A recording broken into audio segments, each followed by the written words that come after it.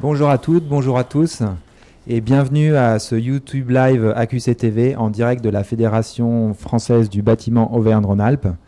Je m'appelle Michael Audan, je suis chargé de la partie environnement et métiers à la FFB Auvergne-Rhône-Alpes. Et en préambule, je voulais remercier l'agence Qualité Construction avec qui nous avons organisé cet événement et également la présence de l'assurance L'Auxiliaire, je les en remercie. Nous sommes ravis également de vous proposer aujourd'hui cette conférence en ligne et en direct. C'est une première pour l'AQC TV en région. C'est vrai que ce support de diffusion, il permet d'aborder un format assez court. Nous nous donnons aujourd'hui environ 3/4 d'heure pour traiter les attestations d'essais de fonctionnement. Merci de nous suivre, que ce soit depuis votre bureau ou votre ordinateur, mais également dans les réunions de sections professionnelles qui sont organisées dans certaines fédérations départementales du BTP. Je crois que c'est le cas notamment dans les départements de l'Ain, de la Haute-Savoie et du Puy-de-Dôme. Voilà, cette conférence, elle est interactive. Vous pouvez poser vos questions par email. Je crois que l'email s'affiche sur l'écran et également sur le chat de l'AQC TV. Je passe la parole à Sylvain Mangili de l'AQC. Je vous souhaite une conférence enrichissante. Merci Mickaël. Je m'appelle Sylvain Mangili, je suis le délégué régional de l'agence Qualité Construction à Lyon. Alors tout d'abord, je tiens à m'excuser pour ce petit aléa. C'est le direct. On a eu des petits problèmes de connexion, mais ça y est, on est avec vous. Merci donc à la FFB Auvergne-Rhône-Alpes de nous recevoir. N'hésitez pas donc à interagir avec nous en nous envoyant soit un mail s.mangili@qualitéconstruction.com, soit directement sur le chat de l'AQC TV. AQC TV Live spécial attestation d'essais de fonctionnement. Nous allons voir au programme aujourd'hui 4 courtes vidéos techniques. La première sur l'évacuation extérieure des bâtiments, une sur la ventilation VMC simple flux, l'installation électrique des logements et les volets motorisés. J'accueille Frédéric Henry, directeur prévention construction et partenariat de l'AQC. Bonjour Frédéric. Bonjour à tous. Frédéric, je suis persuadé que les gens, nos auditeurs connaissent bien l'AQC, mais en 15 secondes pour ceux éventuellement qui auraient loupé l'information.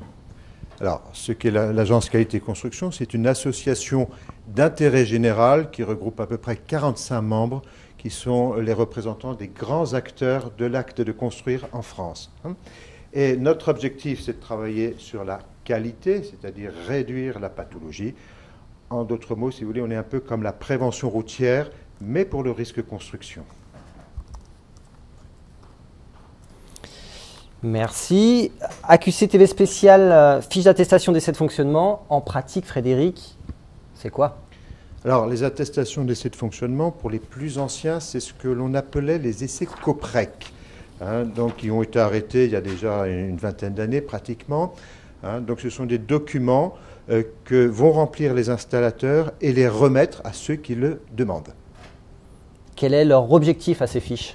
Alors, l'objectif principal, c'est le bon fonctionnement de l'installation. C'est vraiment le premier niveau de qualité. C'est-à-dire que si j'ouvre un robinet, bien, il faut que l'eau coule. Ça paraît évident, mais c'est quand même le premier niveau de qualité. Si j'ai une bouche d'aspiration en VMC, il faut que ça aspire l'air et dans le bon sens. Voilà, on est à ce niveau-là. Et du coup, ces fiches sont destinées à qui? Alors, premièrement, elles sont destinées à vous, les installateurs. C'est pour vous aider dans la finalisation de vos travaux. Puis deuxièmement, bien sûr, il va y avoir d'autres personnes qui vont être intéressées par ces fiches, qui sont, on va le voir peut-être après, les maîtres d'ouvrage, vos clients, peut-être les assureurs, voire d'autres personnes. Et du coup, est-ce qu'elles sont obligatoires, ces fiches d'attestation d'essai de fonctionnement? Il faut bien comprendre ce que veut dire le mot obligatoire. Moi, quand j'entends cette question, c'est obligatoire légalement. Alors, la réponse est non. Il n'y a pas d'obligation légale ou réglementaire d'appliquer ces fiches. Maintenant, elles vont être demandées dans un cadre contractuel, avec en particulier en général le client qui va dire, moi je souhaite avoir ce premier niveau de vérification de la qualité de mes installations, et c'est à vous, installateur, de m'en donner la preuve par ces attestations. Frédéric, tu as rappelé le lien précédemment avec les essais Coprec, mais est-ce qu'il y a des différences ?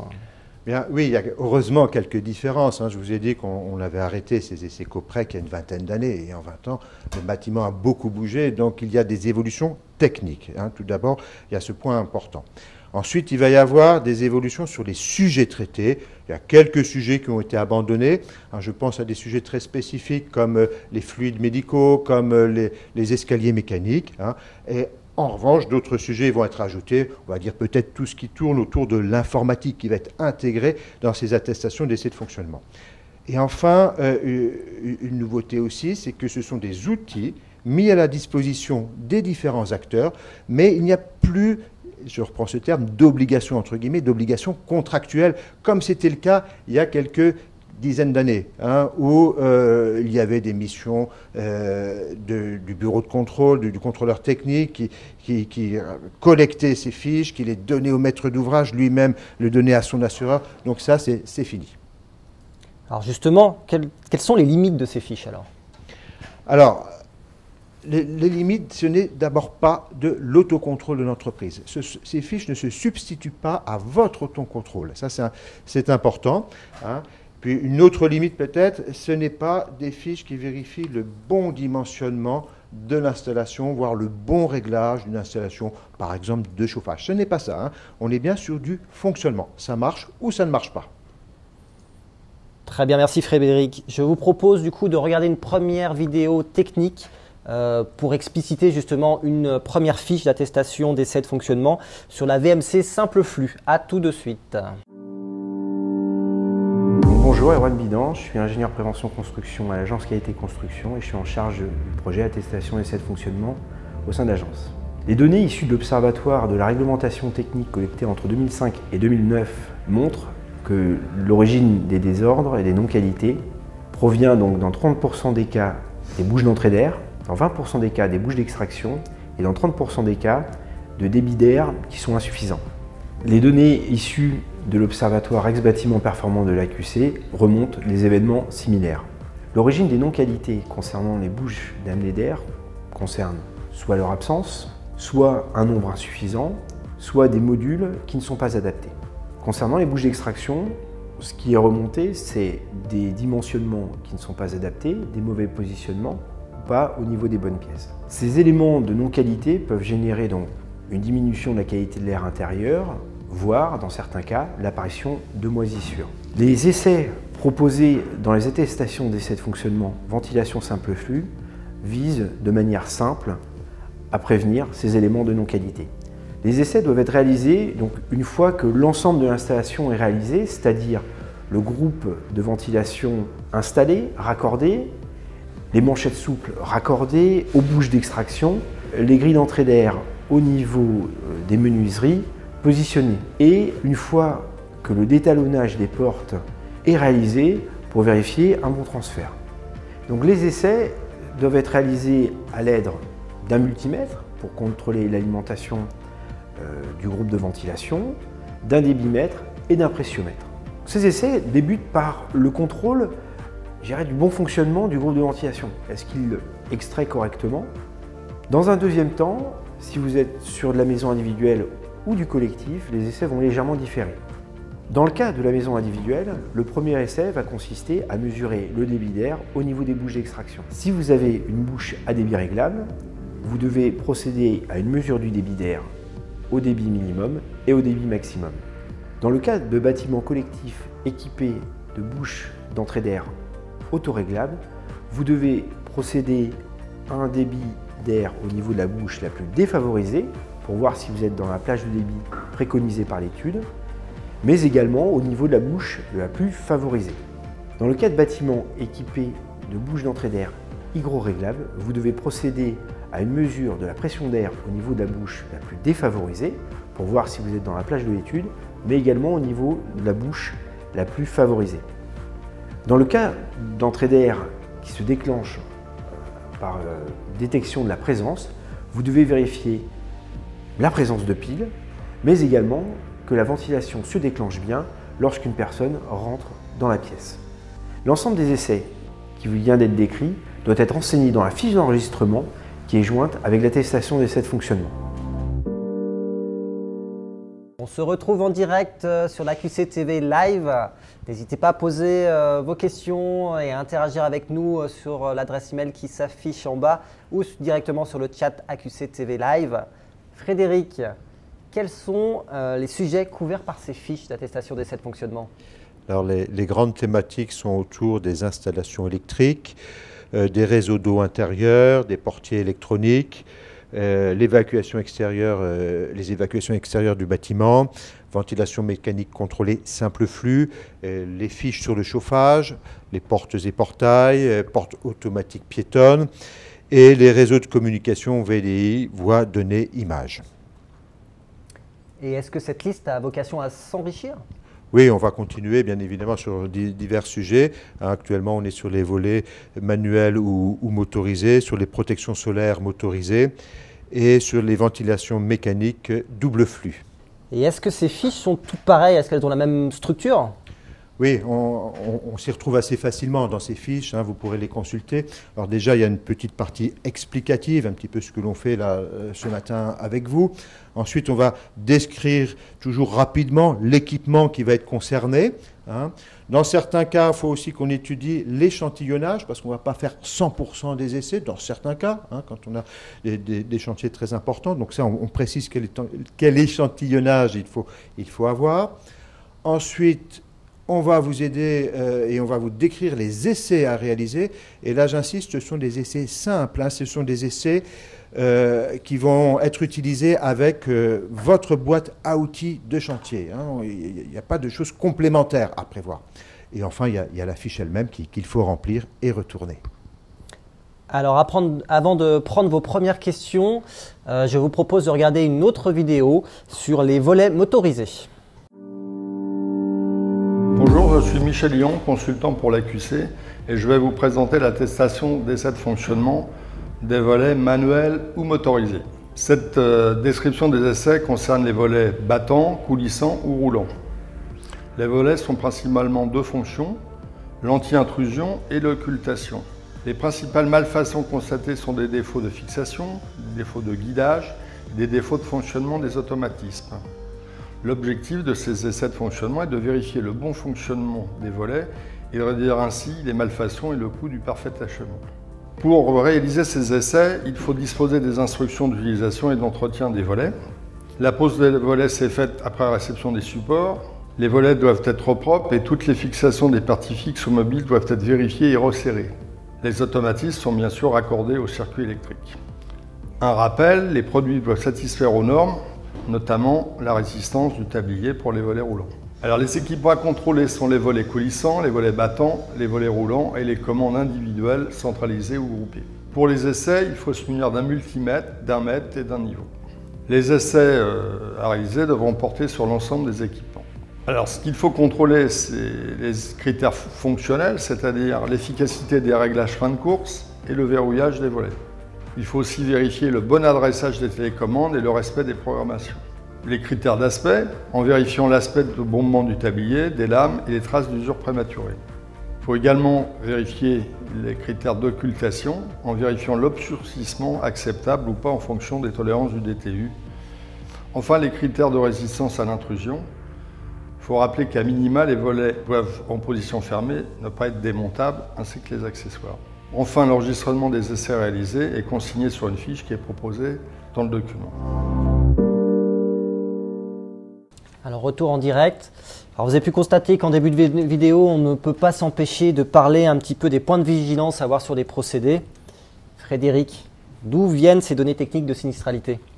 Alors, dès qu'on fait de la prévention, on ne fait pas de la prévention à l'aveugle. On va regarder où sont les problèmes. Et au sein de l'Agence Qualité Construction, on a un observatoire de la sinistralité avec plusieurs moyens, plusieurs techniques d'observation de ces pathologies.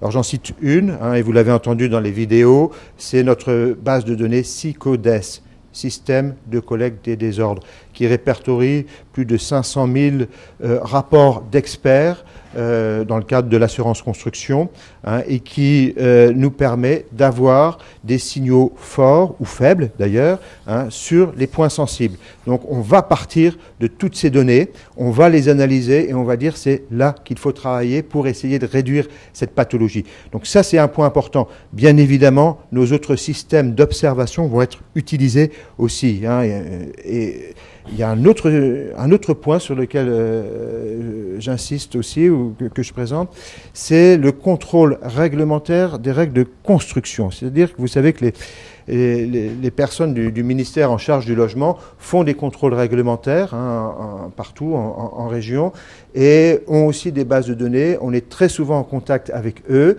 et elles nous remontent toutes les non-conformités réglementaires. Donc ça, c'est une source importante, hein, pour essayer d'avancer sur ces attestations d'essais de fonctionnement.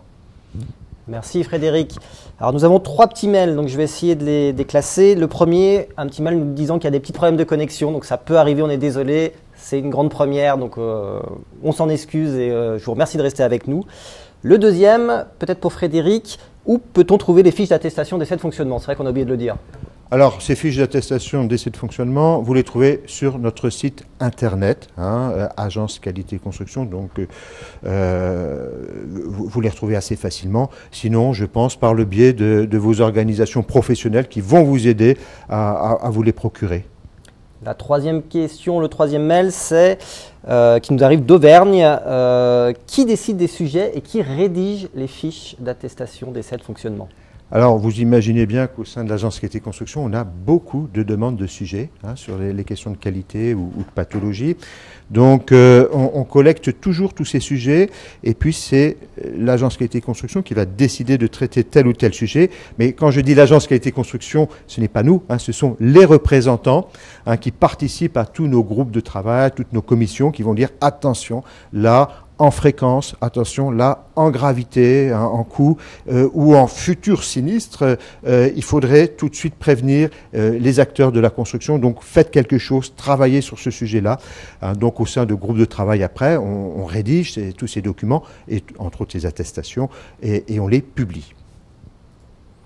Alors avant d'accueillir Serge Barrault de l'Auxiliaire, nous allons regarder une 3e vidéo sur les installations électriques. A tout de suite. Les réseaux d'eau extérieurs au bâtiment figurent dans le top 10 des pathologies remontées par SICODES. Dans 50% des cas, l'origine des désordres est due soit à un défaut de pente, soit à un tassement des sols d'assises, et dans 20% des cas à des défauts d'étanchéité de ces réseaux.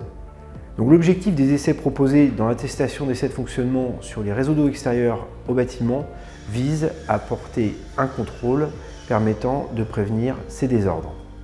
Les essais devront être réalisés après remblaiement car ces remblais peuvent modifier la pente des réseaux. Donc le contrôle d'altimétrie des tampons, des regards, devra être fait après remblaiement mais avant les essais. Donc l'accessibilité aux tampons, aux regards devra être également contrôlée avant la réalisation de ces essais et la charge de nettoyage préalable réalisée. Les essais porteront donc sur les réseaux, sur les regards, sur les branchements, les avaloirs et, s'il y en a, sur les dispositifs de relevage. Le premier essai consiste à effectuer un essai d'étanchéité. Donc il faudra dans un premier temps obturer les extrémités amont et aval de la canalisation. Donc introduire de l'eau à une pression voisine de 0,1 bar, prendre le temps nécessaire à l'inspection et vérifier qu'il y a une absence de perte d'eau. Le deuxième essai consiste à un contrôle d'écoulement au niveau de ces réseaux. Donc il faudra verser une quantité d'eau colorée suffisante dans le réseau pour vérifier qu'il n'y a pas inversion au niveau des raccordements entre les réseaux eau usée et les réseaux au vannes et contrôler visuellement le bon écoulement de cette eau. Dans le cas de la présence d'une installation de relevage, il faudra vérifier que les flotteurs déclenchent correctement les pompes primaires et les pompes de secours. Il faudra également tester le déclenchement des alarmes et contrôler les dispositifs de secours en cas de coupure de courant. Dans le cadre de la présence d'une station de relevage, il faudra vérifier que le réglage des flotteurs permette le déclenchement des pompes primaires et des pompes de secours, vérifier le déclenchement des alarmes et contrôler des dispositifs de secours en cas de coupure de courant. Dans certains cas, ce sont les pièces du marché qui le définissent, un contrôle vidéo de ces réseaux peut être demandé. L'ensemble des essais que vous allez réaliser doivent être consignés ensuite dans la fiche d'enregistrement qui est jointe à l'attestation d'essai de fonctionnement. Lors de cette préparation de cette AQC-TV live, on a eu une question de la fédération BTP 74, une très bonne question qui concerne les conséquences en termes d'assurance et de responsabilité, à la fois pour l'entreprise mais aussi pour le maître d'ouvrage, en cas d'absence de fiche d'attestation de fonctionnement. D'accord. J'ai tout simplement envie de répondre, c'est pas grave docteur, en fait. C'est pas grave parce que pour le constructeur comme pour le maître d'ouvrage, qui peut lui aussi être assuré en assurance dommage ouvrage, il ne faut pas seulement penser forcément au constructeur assuré en RC décennal, c'est que pour ces gens-là, le vrai cap à franchir pour atteindre l'assureur, c'est le cap de la réception et non pas le cap d'un procès-verbal d'essai ou autre. Pourquoi ? Parce que légalement, en droit français, la réception est le seul véritable point de départ des responsabilités des constructeurs.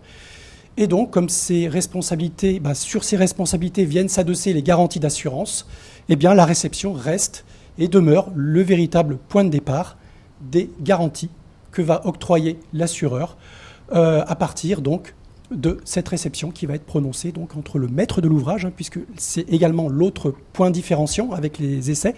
Les essais, l'entreprise les accomplit seule, même si elle les transfère après, le maître d'ouvrage, l'entreprise accomplit les essais seule et les transfère par la suite au maître de l'ouvrage, alors que la réception, même si elle est plus ou moins à l'initiative du maître de l'ouvrage, la réception est un acte unilatéral, mais qui pour autant va être prononcé contradictoirement avec les entreprises. Ça va se passer en même temps. D'accord, merci. Alors, du coup, c'est pas grave docteur, très bien, mais quand même, il y a un intérêt à ces fiches d'attestation d'essai de fonctionnement. Est-ce que dans les assureurs, par exemple, à travers le devoir de prévention que vous avez, vous les mettez en avant ? Alors, je pense que ce serait vraiment dommage, en tout cas, de s'en passer, parce que c'est vrai que pour l'assureur, déjà pour l'entreprise, vous l'avez dit, c'est un moyen de prévention énorme, notamment l'entreprise qui pose des éléments d'équipement qui ont un fonctionnement intrinsèque, des éléments qui n'ont, rappelons-le, la plupart du temps, pas été fabriqués par les entreprises. Les entreprises ne font que les poser. Mais comme ces entreprises posent ces éléments, elles en sont les garants au niveau même des vis cachées que peuvent receler ces éléments d'équipement. Donc, c'est un moyen de prévention indéniable pour collecter à un instant T des données, puisque il ne s'agit pas simplement de tester si l'élément est bien branché ou pas, mais effectivement, si on regarde un petit peu le détail de ces fiches, l'objet un petit peu de ces essais, c'est non seulement de tester l'élément, mais je dirais même jusqu'à dire de le stresser. C'est presque un stress test qui va permettre finalement, dans certaines hypothèses, notamment en cas de sinistre, et c'est là où, a posteriori, ce document devient important pour l'assureur, c'est que ce document va, dans certaines hypothèses, permettre à l'entreprise de démontrer à un instant T que l'élément d'équipement qui pose des problèmes après la réception, au moment où il a été testé, au moment de la réception, ne présentait aucun défaut de pose, aucun défaut de fonctionnement apparent, et que ça va peut-être interpeller l'expert de l'assureur quant à une responsabilité du fabricant, parce qu'un vice caché ne pourra peut-être pas être décelé au moment de ces tests, mais va se manifester à partir de la réception. Donc c'est vraiment quelque chose, en termes de traçabilité, qui pose beaucoup de questions, mais qui reste un outil, je dirais, assez intéressant en termes d'expertise. Je vais maintenant vous présenter l'attestation d'essai de fonctionnement de l'installation électrique en logement. Alors, les essais de vérification ont pour but de contrôler le bon fonctionnement de l'installation et sont réalisés avant la réception et la délivrance de l'attestation de contrôle de conformité du consuel. L'Observatoire national de la sécurité électrique constate encore de nombreux incidents de sources électriques. A noter que sur les logements de plus de 15 ans, 2 tiers ne respectent pas les exigences de sécurité réglementaires, 80% ont une prise de terre défectueuse et 60% une mauvaise liaison équipotentielle. Les essais que nous proposons consistent donc à s'assurer que les raccordements des conducteurs actifs et des liaisons équipotentielles et la terre sont corrects, que les disjoncteurs différentiels fonctionnent correctement et que l'appareillage, bouton poussoir, interrupteur, va-et-vient, prise de courant, DCL, sont bien alimentés. Pour réaliser des essais, bien évidemment, il faut disposer des schémas et des tableaux électriques et des circuits. Les appareils sont posés et raccordés. le tableau général est étiqueté, les circuits sont repérés, les liaisons équipotentielles sont réalisées, les volumes de sécurité des salles d'eau sont respectés et enfin les bornes des disjoncteurs différentiels resserrées. Les équipements à contrôler sont le tableau électrique avec les disjoncteurs différentiels, les raccordements des conducteurs actifs et les liaisons équipotentielles et la terre, les appareillages, boutons poussoirs, interrupteurs, va-et-vient, prise de courant, dispositifs de connexion luminaire, et enfin les équipements spécifiques au logement tels que VMC, PAC, ballon d'eau chaude, installation de recharge de véhicules électriques éventuellement, émetteurs de chauffage, occultation et domotique. Pour les essais, il faut tout simplement un multimètre et une rallonge. Les essais devront porter sur l'ensemble des équipements et l'enregistrement se fera en fonction des accords passés entre les acteurs du marché de travaux. Il faut contrôler bien évidemment la continuité d'alimentation électrique des appareils, des prises de courant et du dispositif de connexion de luminaire. Concernant l'enregistrement des essais réalisés, ils seront consignés sur une fiche modèle qui est en annexe du document. Donc on avait justement une question du pôle BTP 1, donc peut-être pour Frédéric, au sujet des attestations, notamment celle sur le chaudière chauffage. Tu peux nous en dire deux mots ? Oui, je viens de dire deux mots. Ça a été une des attestations les plus difficiles à rédiger. Et d'ailleurs, elle est en plusieurs parties, quand vous la verrez. Tout simplement parce que le chauffage, ça va dépendre de ce que nous demande le maître d'ouvrage à installer, non seulement sur la nature, la technologie, etc. Donc vous avez globalement tout ce qui concerne la production de chauffage, ensuite tout ce qui concerne la distribution et l'émission. Voilà, pour faire simple. Et donc il y a plusieurs fiches et fonction, je le redis, de la technologie de chauffage utilisée, il faut utiliser telle ou telle attestation. Voilà.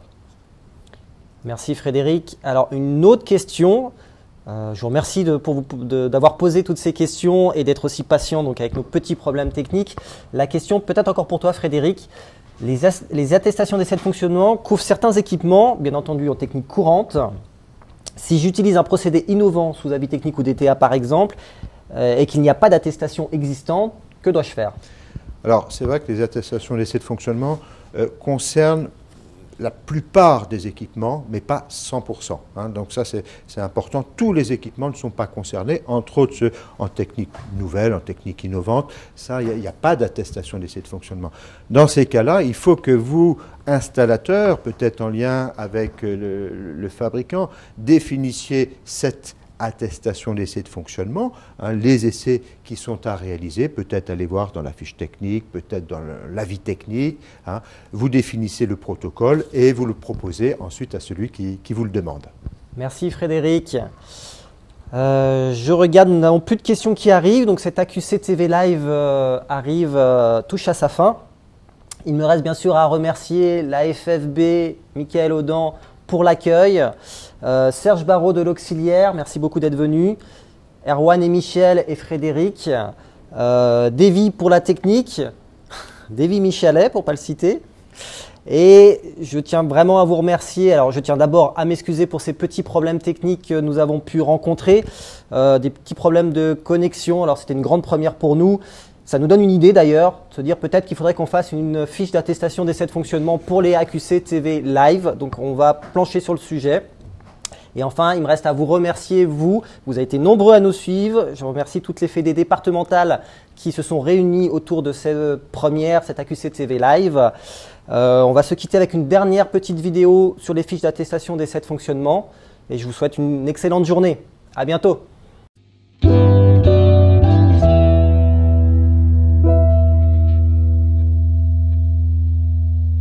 Les attestations d'essai de fonctionnement se substituent aux anciens PV Coprec. Cette mise à jour est l'occasion d'intégrer les dernières préconisations des textes de mise en œuvre, comme les mises à jour de DTU ou les recommandations professionnelles RAGE. Il s'agit de la vérification finale réalisée durant les opérations préalables à la réception. Elle est effectuée par l'entreprise sur ses équipements. Ces vérifications ont pour but de s'assurer du bon fonctionnement des installations dans les conditions normales d'utilisation. Elles sont réalisées sur le chantier, par les opérateurs et avec l'outillage habituel. Ces attestations dûment remplies vous permettront de vérifier que les éléments d'ouvrage sur lesquels porteront ces essais fonctionnent bien, d'éviter en conséquence des pertes de temps pour corriger des malfaçons et donc de permettre la réduction de vos coûts de non-qualité. Les équipements visés sont ceux couverts soit par les techniques traditionnelles, qui dépendent de NFDTU ou de normes, soit par les recommandations professionnelles RAGE. Les produits sous avis technique ou documents techniques d'application, DTA, ne sont pas couverts par ces fiches. La demande de ces attestations peut être réalisée par l'assureur dommage ouvrage, la maîtrise d'ouvrage, la maîtrise d'œuvre, l'entreprise générale ou le bureau de contrôle. Et cela selon les relations contractuelles du chantier qui ont été préalablement définies. Vous pouvez retrouver toutes ces attestations sur le site qualitéconstruction.com.